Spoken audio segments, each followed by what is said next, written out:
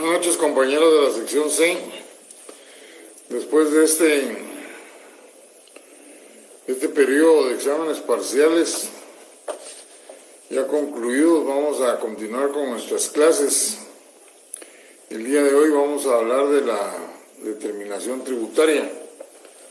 ¿Se recuerdan que en los días anteriores nos referimos a lo que era la relación jurídico-tributaria y decíamos que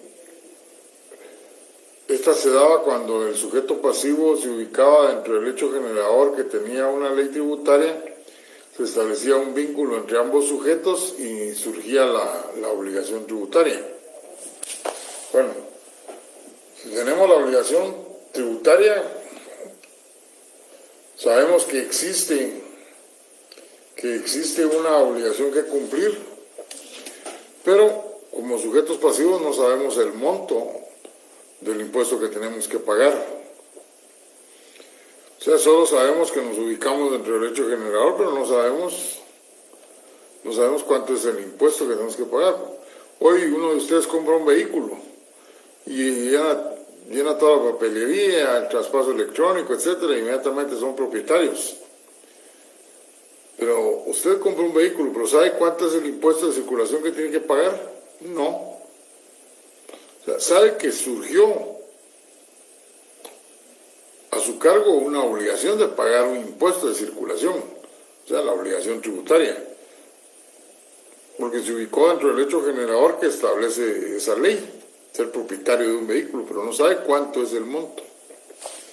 Bueno, pues la determinación tributaria se refiere precisamente al acto o los actos o al procedimiento que se realiza por parte del sujeto activo o del sujeto pasivo o de los dos para establecer el importe o el monto de la deuda o de la obligación tributaria que se tiene que pagar a favor del Estado.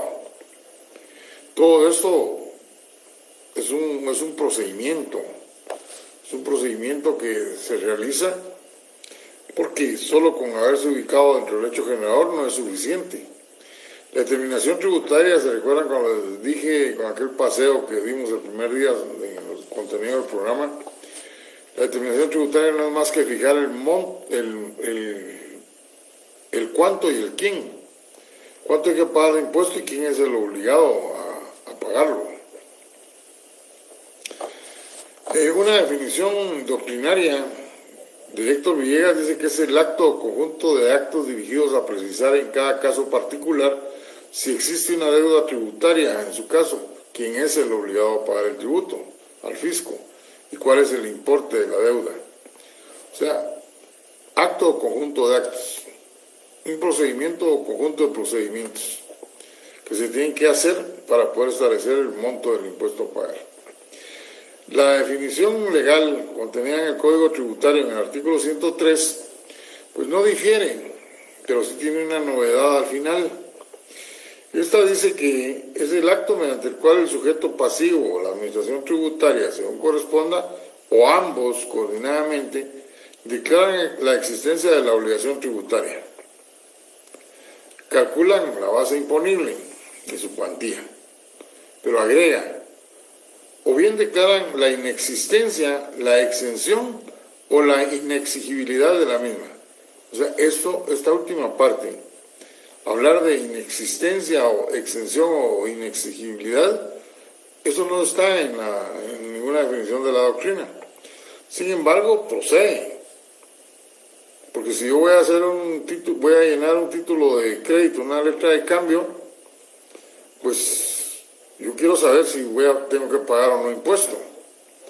Entonces me remito a la ley del impuesto del timbre y a la ley del IVA y busco en el hecho general si no aparece. Entonces voy a las exenciones y ahí establece en ambas leyes que están exentos de pago del impuesto la emisión de los títulos de crédito, y la letra es un título de crédito.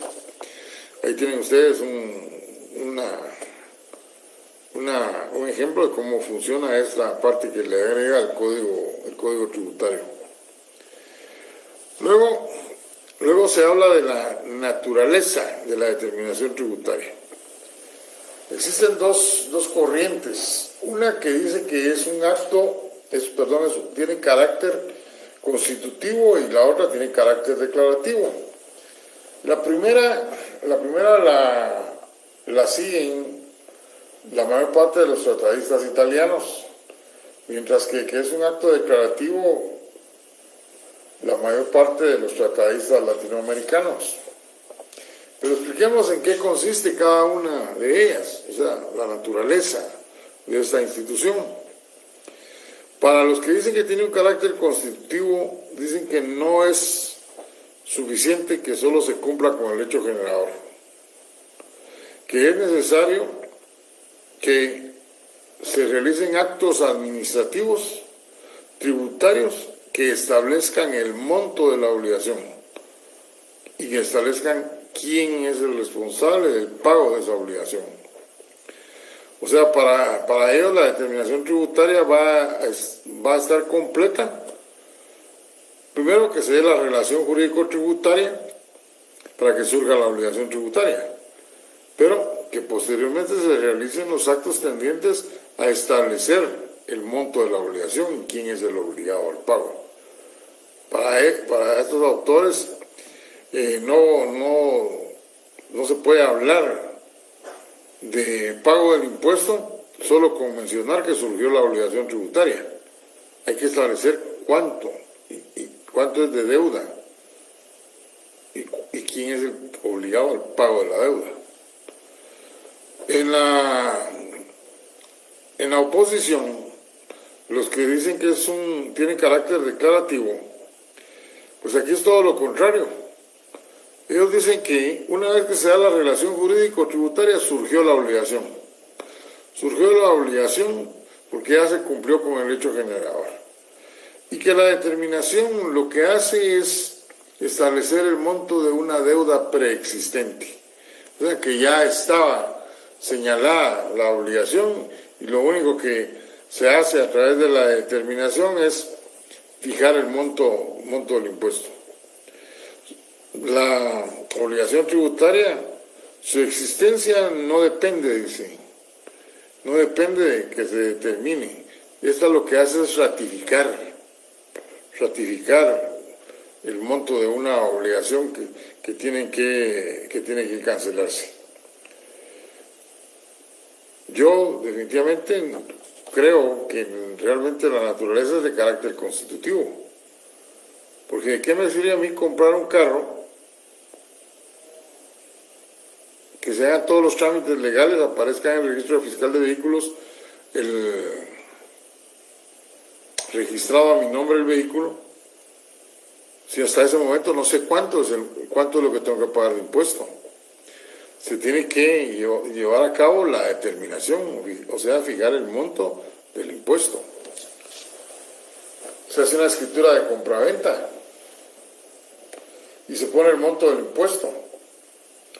Pero yo, comprador, no conozco las leyes tributarias. Y entonces, bueno, se pusieron 100,000. Y le pregunto yo al notario, ¿cuánto es lo que tengo que pagar de impuesto? No es suficiente que por el hecho de que existe un contrato de compraventa y que haya nacido una deuda tributaria, se sepa cuánto es el monto del impuesto a pagar. Hay que determinar el monto del impuesto. Y en el caso de la compraventa, pues el notario tendrá que saber si es primera venta o segundas ventas, para saber si es sin timbre o es IVA. Pero también deberá de tener a la vista un desplegado de la matrícula fiscal y de la matrícula catastral, para saber cuál es el monto más alto con que se encuentra inscrito, o si es el monto de la compraventa más alto que los que están inscritos, para poder determinar en forma correcta el monto del impuesto y no correr el riesgo de que le rechacen en el registro de la propiedad el testimonio, debido a que hay una delegación de la Administración Tributaria que revisa esta clase de operaciones y está en conexión directa con el DICABI. Entonces, me inclino por que la naturaleza de la determinación tributaria es de carácter constitutivo, porque no puede ser de carácter declarativo, porque no es cierto que solo venga a ratificar que existe la deuda tributaria y se fije el monto.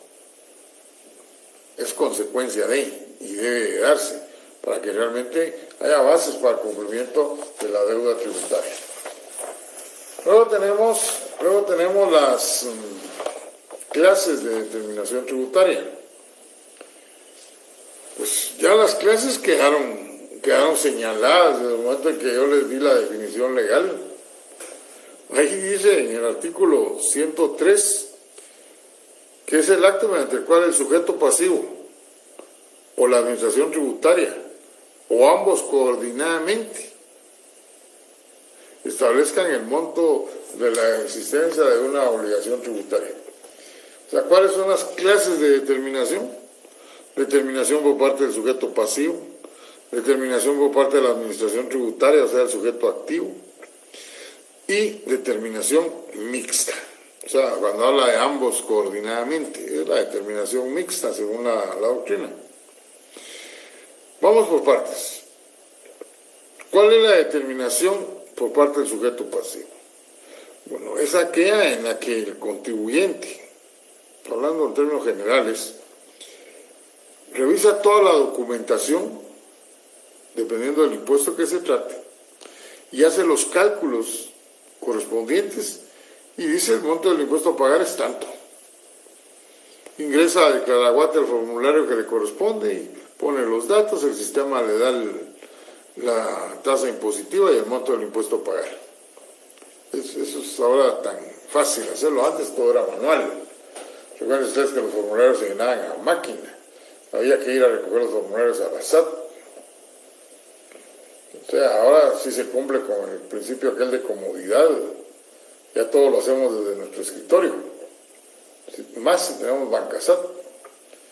Pues en este caso, es el sujeto pasivo el que está haciendo los análisis, revisando la documentación, haciendo los cálculos para finalmente decir, bueno, la tasa impositiva sobre el monto total da como resultado el monto del impuesto que tengo que pagar, punto. Cualquiera diría, bueno, pues entonces por eso es que hay tanta evasión tributaria. La evasión tributaria se da por la irresponsabilidad de algunos sujetos pasivos, que no quieren pagar todo, no quieren pagar nada o quieren pagar solo parte. Y entonces, cuando realizan la determinación del impuesto, lo hacen utilizando conductas fraudulentas, simulaciones o cualquier ardid de alguna suma para pagar menos. Pero esto no quiere decir que esté bien. Recuerden ustedes que la administración tributaria tiene la facultad a posteriori de ir a fiscalizar todas esta clase de declaraciones y lo va a revisar en base a documentación, y si encuentra errores pues va a hacer una nueva liquidación, o sea, reliquida, y les va a notificar el ajuste. Supongan ustedes que en la determinación que están haciendo de un impuesto, ustedes eliminaron algunos documentos y como resultado de eso, pues la suma a la que se le tiene que aplicar la tasa impositiva es menor. Un ejemplo, 50,000. Y lo hacen 3 meses seguidos. Pues se están ahorrando, o sea, no están ahorrando, están dejando de pagar el impuesto que corresponde. Pero si el día de mañana los fiscalizan, los revisan y se dan cuenta que no declararon 50,000 y estamos en el régimen simplificado, les van a aplicar el 5%, más las multas del 100%. Lo hicieron en todo el año, 12 meses, 50,000 quetzales cada mes, más los intereses correspondientes. Entonces, la determinación por parte del sujeto pasivo es responsabilidad del sujeto, es responsabilidad del contribuyente, pero está sujeto a fiscalización.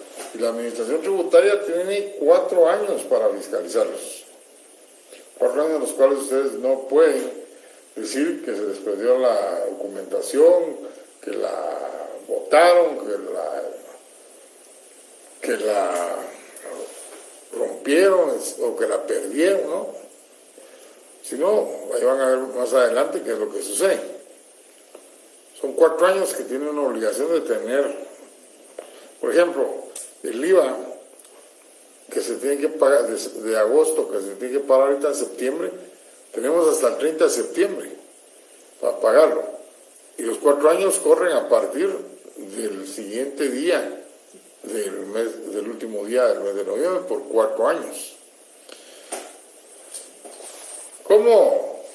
¿Cómo podemos ejemplificar esto con alguna de las leyes? Veamos primero el impuesto sobre la renta. Para esta clase voy a utilizar 3 leyes. El impuesto sobre la renta, aun cuando ya lo evaluamos, pero esa ley hay que seguirla leyendo y aplicando para tratar de conocerla mejor. El impuesto sobre la renta, la ley del IVA y la ley de herencias, legados y donaciones. Y de una vez un comercial. Para el segundo examen parcial vamos a evaluar el Código Tributario hasta el artículo 121. Vamos a evaluar el impuesto sobre la renta y la ley de herencias, legados y donaciones. Ya la próxima semana les voy a mandar el primer laboratorio. Pero ahí tienen ustedes ya las tres leyes que vamos a evaluar. Cuando hablamos del impuesto sobre la renta, es necesario que ustedes sepan que hay varios regímenes en esta normativa, en esta ley. El impuesto sobre la renta tiene los siguientes regímenes: rentas de actividades lucrativas, rentas del trabajo, rentas de capital y las ganancias. Las rentas de actividades lucrativas las subdividen en rentas, régimen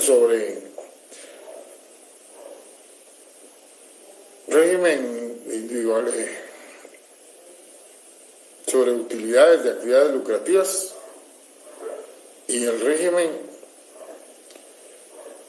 que es el que yo les hablaba a ustedes el otro día, el régimen opcional simplificado sobre ingresos de actividades lucrativas, que es el que la mayor parte de profesionales utilizan. Pero en el primer régimen, sobre utilidades de actividades lucrativas, ahí la tasa impositiva es el 25%.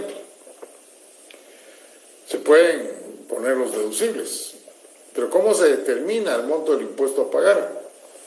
Pues de acuerdo al artículo 38. El artículo 38 señala de que se deben de presentar hacer pagos trimestrales. ¿Y cómo se hacen estos pagos trimestrales? ¿Cómo se establece el monto de lo que tiene que pagarse? Pues el contribuyente puede, por ejemplo, hacer cierres parciales, o sea, una liquidación preliminar al vencimiento de cada trimestre para determinar la renta imponible.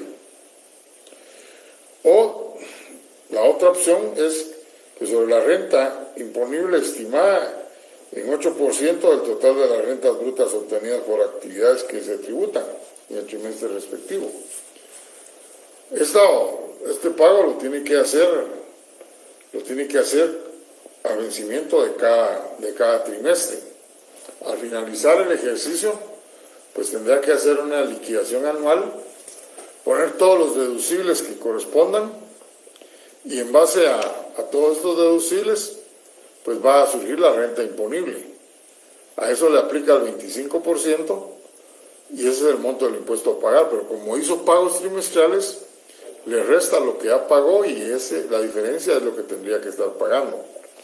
O sea que en el impuesto de la renta hay 2 clases de renta: las rentas brutas, que es el total de los ingresos,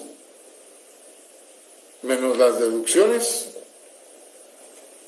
da como resultado la renta imponible, que es el monto sobre el cual se aplica la tasa impositiva. Hasta este momento, ¿en dónde ha aparecido la administración tributaria? En ningún momento. todo lo hace el departamento contable de la empresa, o el contador de la persona individual, o la propia persona individual, si conoce de cuestiones contables y de esta materia. Y entonces, con eso ya tiene pagado el impuesto, pero es la administración tributaria la que tiene la facultad de poder ir a revisar si está determinado en forma correcta. El otro ejemplo lo encontramos en la ley del IVA. ¿Se acuerdan que les hablé del débito fiscal y el crédito fiscal? En el artículo 14 y el 15. Que el débito fiscal no era más que el IVA que nos pagaban a nosotros en nuestras facturas que emitíamos o emitimos. Y el crédito fiscal es el IVA que nosotros pagamos en las compras que realizamos. Yo vengo y reviso sumo todas mis facturas que emití, a eso lo divido entre 1.12 y el resultado es la renta bruta. ¿Sí? A eso le calculo el 12%, que es el IVA. Y luego tomo todas las facturas de las compras que hice durante el mes y de igual manera le calculo el IVA dividiendo entre 1.12. Sumo el total, obtengo el total y lo multiplico por 12, ya tengo el IVA pagado, el IVA del débito fiscal y el IVA del crédito fiscal. Entonces, ¿cómo determino el monto del impuesto a pagar como contribuyente? Pues la diferencia. Según el artículo 19, si yo tengo más débito fiscal que crédito, esa diferencia se la debo pagar a la administración tributaria. Pero si la diferencia es que es más crédito, pues se declara cero y la diferencia, lo que sobra, se considera un remanente según el artículo 21. Y ese remanente continúa para el siguiente periodo como crédito fiscal. O sea, es a su favor esa suma, algo que se considera ya pagado. Aquí lo importante es que el sujeto pasivo para determinar el crédito fiscal únicamente puede tomar en cuenta las facturas que estén relacionadas con la actividad económica, o sea, con el giro normal de su negocio. Si es un profesional del derecho, ¿qué tiene que ver la factura quincenal de las compras que hacen en el supermercado para su familia? ¿Ah? Eso no tiene nada que ver con la actividad profesional. Entonces no la debiera de tomar en cuenta. Claro que yo les decía, muchos sí lo hacen. Sí lo hacen y entonces, desde luego, les va a dar mucho más crédito fiscal. Les va a dar más crédito fiscal que débitos y siempre van a tener remanente. Y eso, ya saben ustedes, que ya está controlado. Más de 3 meses quedando sin pagar, no es posible. Según la ley del IVA. Entonces, ahí también encontramos una determinación por parte del sujeto pasivo, sujeto a una fiscalización a posteriori. Pero si nunca se da, pues pasa el periodo de prescripción, ya no va a poder hacer nada la administración tributaria tampoco. Luego tenemos la determinación por parte de la administración tributaria.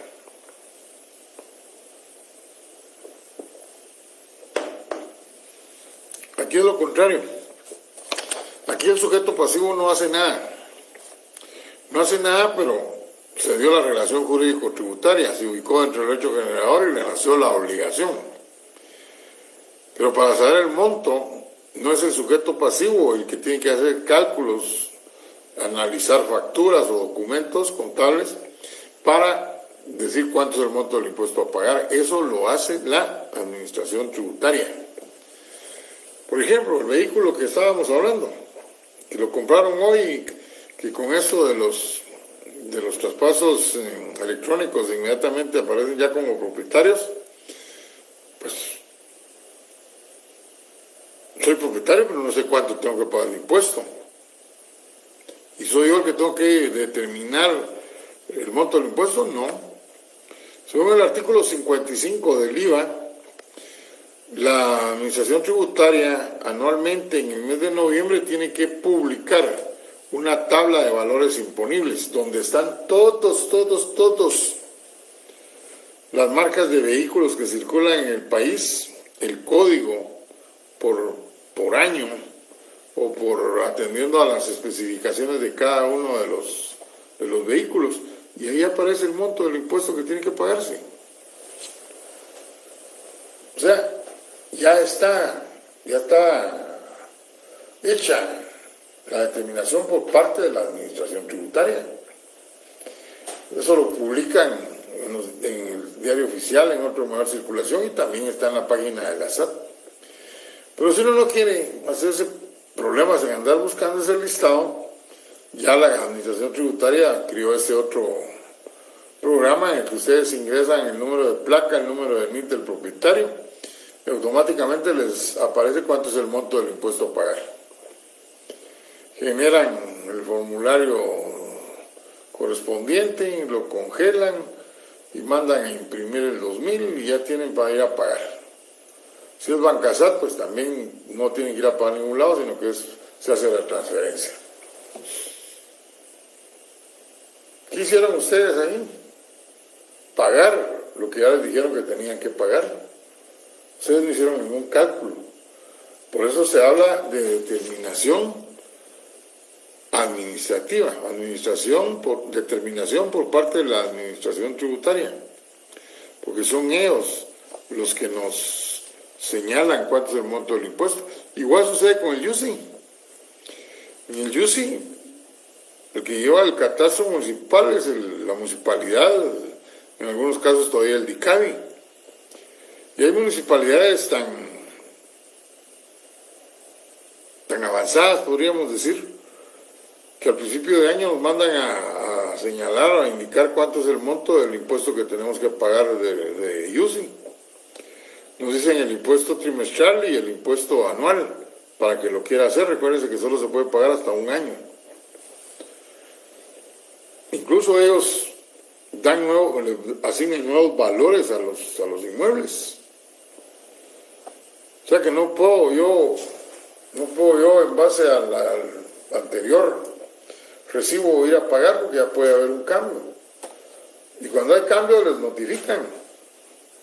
Misco, por ejemplo, notificaban, yo no sé si todavía lo sigue haciendo, pero les mandaban a decir: para este año su inmueble tiene un nuevo valor, el cual, si lo acepta, pues pase a las cajas fiscales a pagar; en caso contrario no lo acepte, apersónese al catastro municipal. Pero nadie lo hacía, que yo sepa, ¿no? ¿Por qué? Porque le aumentan un 5% al valor del inmueble. Y si se hiciera un avalúo fiscal, el valor reflejaría mucho más dinero. Entonces yo voy y digo: no estoy de acuerdo, que no hay ningún problema, pague lo que es. Al rato viene un avalúo por parte de la municipalidad, y ahí sí van a poner el valor fiscal que corresponda. Entonces ahí tienen dos ejemplos en los cuales es la Administración Tributaria o el catastro municipal que fijan el monto del impuesto a pagar. Pero la Administración Tributaria también tiene un problema, que hay muchos casos en los cuales los contribuyentes, sabiendo que tienen la obligación de pagar, sabiendo el monto del impuesto a pagar, pues sencillamente no pagan. Entonces la responsable de hacer la determinación es el sujeto activo. Y ahí es donde surgen las dos formas en que lo puede hacer: sobre base cierta y sobre base presunta, según el artículo 108 y 109 del Código Tributario. Y entonces dice: se da sobre base cierta la determinación cuando la administración conoce el monto del impuesto a pagar por periodos anteriores, o tiene una base de datos del contribuyente, o tiene documentos, tiene información, y entonces no se le hace problema en base a eso determinar cuánto es el monto que tiene que pagar sobre base cierta. El problema es cuando se da sobre base presunta. Cuando se da sobre base presunta es porque el contribuyente no se inscribió. Un profesional se graduó y no se inscribió en el RTU. O se inscribió, pero no hizo ninguna declaración. Los papás le dijeron, hijo, todavía no trabajes, te vamos a dar 3 años sabáticos para que goces de la vida. Creo que ni en sueños se lo dicen a uno eso. Pero la cosa es que no está trabajando. Pero el hecho de haberse inscrito y no estar trabajando no significa que no tenga ya obligaciones tributarias. Y tiene que estar presentando. Yo les dije, el día que se gradúe, lo que tienen que hacer después de todos los trámites administrativos es ir a la SAT, al Registro Tributario Unificado, e inscribirse. Si van a prestar servicios, se inscriben en el IVA y en el impuesto de la renta. Y se acuerdan que les recomendé que no se inscriban como pequeños contribuyentes en el IVA. Si no van a estar en ninguno de esos dos porque están trabajando en relación de dependencia, pues se inscriben en relación de dependencia. Y ahí no tienen que presentar declaraciones mensuales ni nada. Ahí el patrón es el que les va a descontar en el impuesto sobre la renta. Pero, si sí se inscribieron, tienen que presentar como para prestar servicios profesionales, y aunque no lo estén haciendo, tienen que presentar sus declaraciones a cero, si no tienen multas. Si en 8 meses no tuvieron ingresos, a cero. 1 mes si tuvieron, pues lo determinan, el monto del impuesto. Entonces, nos encontramos con el problema de que no se inscribió y el otro se inscribió pero no declaró. Entonces viene la administración y dice, bueno, vamos a hacer determinación sobre base presunta. ¿Y cómo se enteró de que era profesional? Pues hay una disposición en que los colegios profesionales le tienen que informar a la administración tributaria sobre las personas que se están inscribiendo como colegiados. Y entonces viene la administración tributaria y en el caso del impuesto de la renta le aplica el artículo que se refiere, el artículo 17 que se refiere a las rentas presuntas. Y dice, bueno, vamos a aplicarle las rentas presuntas donde se considera que el profesional está obteniendo ingresos por 30,000 quetzales. Imagínense ustedes.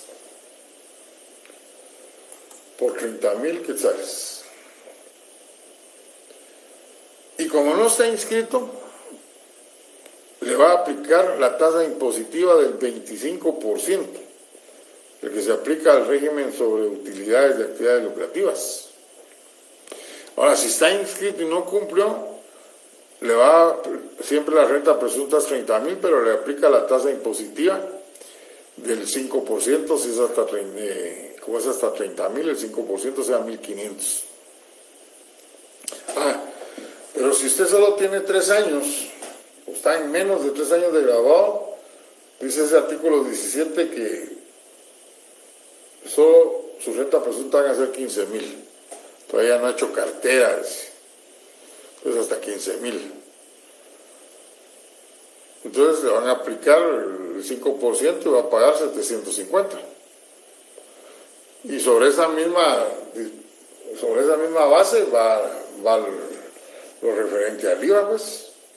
Entonces, las rentas presuntas, en el caso del impuesto de la renta funcionan así, pero en el caso de una empresa, ponía el ejemplo de una panadería. Es una panadería de esas de alto nivel y la administración tributaria no tiene información. Entonces, ¿cómo va a determinar el monto del impuesto? Pues va a hacerlo sobre renta presunta, pero lo va a hacer mediante la comparación con otras panaderías que están a su mismo nivel, Da la casualidad que las dos están en un centro comercial de la zona 10 o zona 14, por ejemplo. Y entonces analiza lo de la otra que sí está declarando y le determina el monto del impuesto en base a los ingresos que tiene la otra, por considerar que tienen el mismo rango, la misma calidad, capacidad. Será el contribuyente el que, una vez que le notifiquen, presente sus declaraciones y diga, no, eso no es cierto. Mis ingresos son mucho menores. Pero para eso tendrá que presentar toda la documentación para que lo fiscalicen, para ver si es correcto lo que dice, en base a la declaración que le está presentando, porque le requieren que haga la declaración. Bueno, antes de pasar a la determinación mixta, para no perdernos, les quiero contar que el Código Tributario habla de la determinación por parte del sujeto pasivo, pero también cuando habla de la determinación administrativa, dice que se puede dar la determinación de oficio en el artículo 107. ¿Y a qué se refiere esa determinación de oficio? O sea, eso no está dentro de la mayor parte de doctrina, pero el Código Tributario sí lo tiene. Y la determinación de oficio se da cuando el contribuyente, no importando la clase de impuesto directo o indirecto, no presenta sus declaraciones. Y entonces, al no presentar sus declaraciones, la Administración Tributaria le hace un requerimiento para que las presente y le da 10 días de plazo para que lo haga. Y si pasan esos 10 días y no lo ha hecho, pues sencillamente lo que se está dando aquí es un incumplimiento. Y entonces la Administración Tributaria va a actuar sobre base cierta o sobre base presunta, lo que ya explicamos. Pero esa determinación de oficio nace por el incumplimiento por parte del sujeto pasivo, no importando si es un impuesto directo o indirecto, o un impuesto donde es el sujeto pasivo el que tenía que hacer la determinación, no importa. No presentó su declaración del IVA, le dan 10 días para que la presente y no la presentó. Pero fueron los últimos 3 meses que no la presentó, entonces la administración tiene la información de los meses anteriores, hace un cálculo estadístico, le saca una media y le señala cuánto es los ingresos y cuánto es lo que tiene que pagar. Pero previo a eso, le dio un plazo de 10 días para que la presentara. No cumplió, entonces, sencillamente, le van a hacer la determinación sobre base cierta, en la forma que ahora les indiqué. Pero si es sobre base, no hay información, porque es un primer profesional, pues puede utilizar lo que dice el impuesto de la renta. No tiene ni 3 años, ingresos por 15,000, en el caso del impuesto sobre la renta. Y si es en el IVA, pues puede utilizar información de otros profesionales que estén más o menos en las mismas condiciones. Pero esta es la determinación de oficio que señala la Administración Tributaria, que señala a la Administración Tributaria como el ente que la tiene que practicar, previo a darle audiencia al sujeto pasivo para que las presente. O sea, esos 10 días de los que les estoy hablando. Y esto pues sencillamente está en el artículo 107, la determinación de oficio del Código Tributario. Bueno, la determinación mixta. La determinación mixta es una determinación que, como dijo la definición que les mencioné, es una determinación en la cual tiene que participar el sujeto activo y el sujeto pasivo.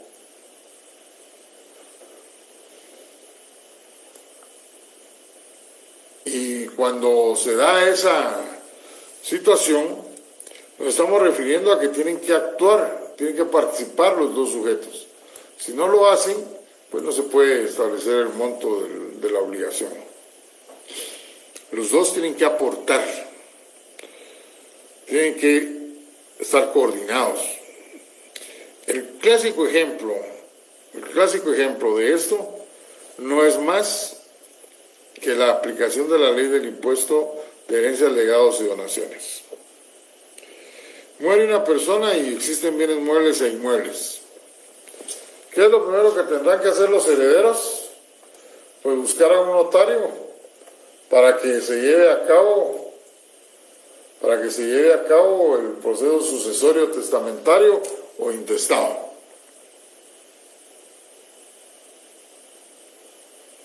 Y ustedes lo contratan y van a pedir la documentación inicial, certificados de matrimonio, certificados de función, certificados de nacimiento, y van a radicar el proceso junto con la documentación que les están trasladando de los bienes.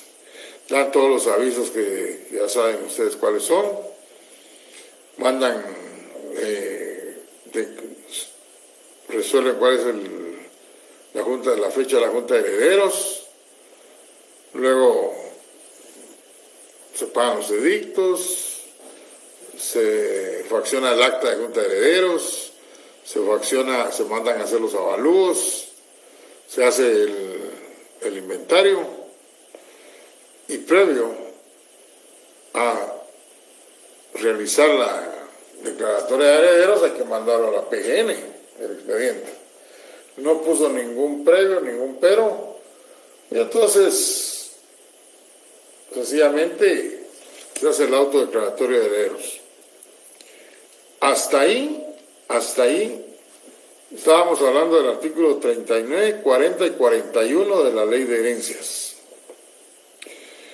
Luego el artículo 42 dice que se tiene que trasladar a la unidad de herencias que pertenece al DICABI, del Ministerio de Finanzas, para que ese expediente que se les está entregando a ellos lo revisen y vean si el inventario está correcto. Y algo que es muy común es que en el inventario incluyeron un inmueble, o dos inmuebles, o tres inmuebles, pero se les olvidó incluir dentro del inventario los títulos de agua. Son considerados bienes muebles, y como consecuencia tendrían que haberse hecho un avalúo. Y entonces, al revisar toda esta información, documentación, y ven que no está incluido, se los rechazan. Ojo con eso. Pero el expediente va bien.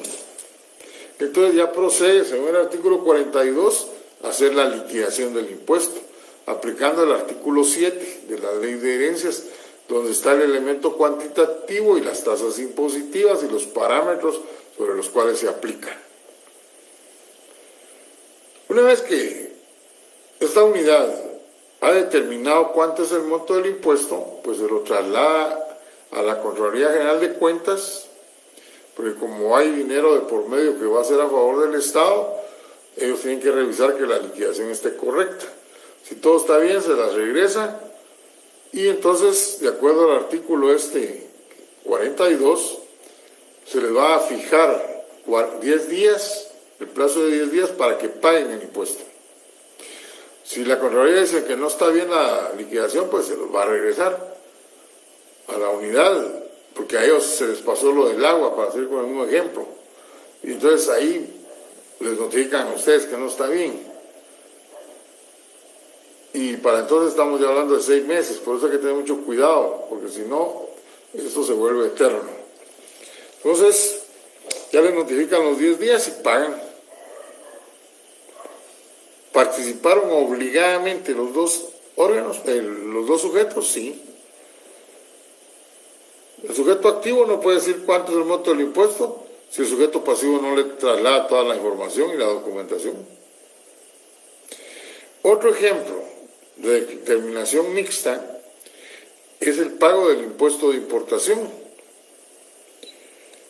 Si la fábrica del maíz importa tantas toneladas de tal químico para las siembras que tienen, en las fincas que tienen, de maíz, por ejemplo, triple 15, por decirles algo. Entonces, son notificados por parte del que les está exportando que ya se embarcó y les mandan la factura, les mandan el conocimiento de embarque marítimo, el seguro y otra documentación que habían pactado, certificado de origen, por ejemplo. Y una vez que llega al puerto para nacionalizar esas mercancías, es necesario que esta fábrica de maíz le diga a su agente aduanero: por favor, hágame la póliza, y le da la información. Y cuando ya atracó el barco y descargó todos los toneles, previo a nacionalizar, el agente aduanero va a presentar esa póliza de importación. Imagínense ustedes, ahora lo hace desde su escritorio.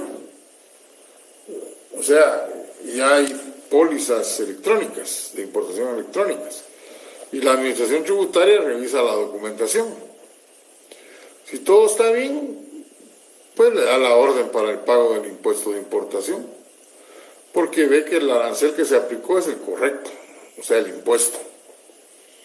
La tasa, el arancel es el sinónimo de la tasa impositiva en los impuestos nacionales. Y el IVA de importación, que es el 12%. Pero si no está de acuerdo, la administración tributaria al otro le urge la mercancía. Pues cuando veamos los modos de extinción de la obligación tributaria, les voy a explicar ahí qué es lo que se hace. Pero en este momento nos quedamos con que estuvo bien toda la póliza y entonces se paga y la administración aduanera libera las mercancías y ya están nacionalizadas. Hubo la participación del importador y de la aduana. El importador como sujeto pasivo y la aduana como sujeto activo. Tienen otro ejemplo de determinación mixta. Bueno, eso es lo que tenemos de la determinación. Les cuento que el día de hoy publiqué en el curso de Derecho Financiero 2022 las notas de las retrasadas, porque no hubo manera de que me dijeran cuál era el procedimiento para el pago. Y ya no tardarán en avisarnos cuándo empiezan las segundas retrasadas, y con el propósito que mejor sepan quiénes ganaron y quiénes perdieron, para que los últimos se pongan a estudiar si realmente quieren ganar el curso. Entonces busquen en Derecho Financiero 2022, ahí está la publicación que la hice hoy en la mañana. Pero esos no son oficiales. ¿Por qué? Porque todavía no han dado el mecanismo de pago para el derecho de retrasada. Estén atentos a eso, porque cuando eso lo publiquen, yo por ejemplo no me voy a enterar. Entonces ustedes estén atentos para que cuando eso lo publiquen ustedes paguen, porque así es como se va a generar el listado oficial. Y los que no estén ahí, en ese listado oficial, yo no les voy a poder reportar su nota. Solo voy a reportar los que aparecen en ese listado. Así que, ojo con eso.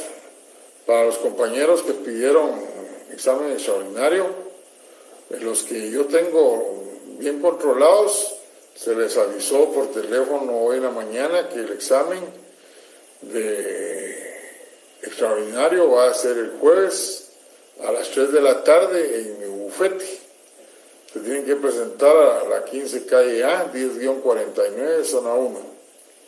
Ahí vamos a hacer el examen, hay suficiente espacio, no hay ningún problema de que vayan a estar amontonados. Así que por allá los espero. Por favor,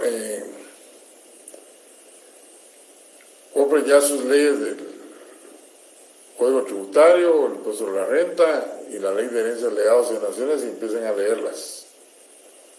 Es lo que vamos a evaluar para el segundo parcial y la otra semana ya les voy a empezar a mandar los laboratorios. Que tengan buena noche. Los que les apareció entrecortada la clase, no sé por qué, porque aquí en mi sistema yo estoy nítido. 100% de señal y el volumen al 100%. Creo que es particular el problema. Y si no, pues, desde otro computadora pueden ingresar, que ahí quedó grabada la clase. Que tengan buenas noches. Me gusta saludarlos.